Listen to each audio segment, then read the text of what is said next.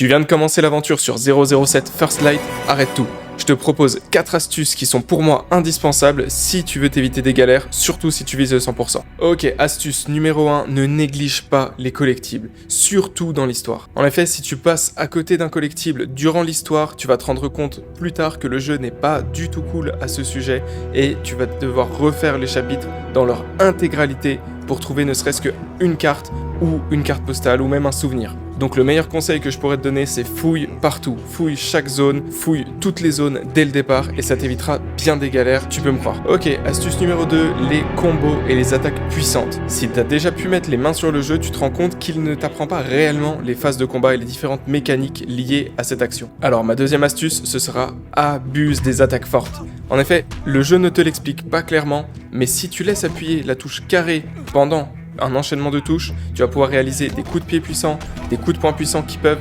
désorienter les ennemis, voire les mettre KO d'un seul coup. Et je peux te dire, ça va être vraiment utile contre les brutes. Astuce numéro 3, et je pense que vous êtes beaucoup à vous être fait avoir sur ce point, choisis tes gadgets avec ta tête. Le jeu n'a pas mis en place un système de changement de gadgets au cours de l'aventure quand tu le souhaites. Donc quand le jeu te permet de choisir des gadgets, fais-le intelligemment.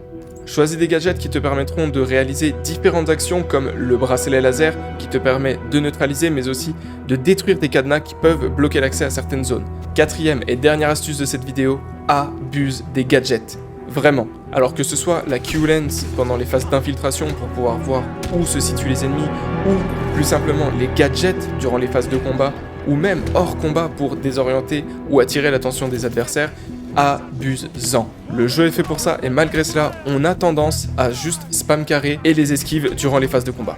N'hésite pas à me dire en commentaire si t'as déjà craqué pour le jeu, où tu en es dans ce dernier, et si jamais ça t'intéresse, sache qu'on réalise le platine en stream sur la plateforme Violette, donc si jamais ça t'intéresse, tu peux passer faire un coucou. Allez, salut!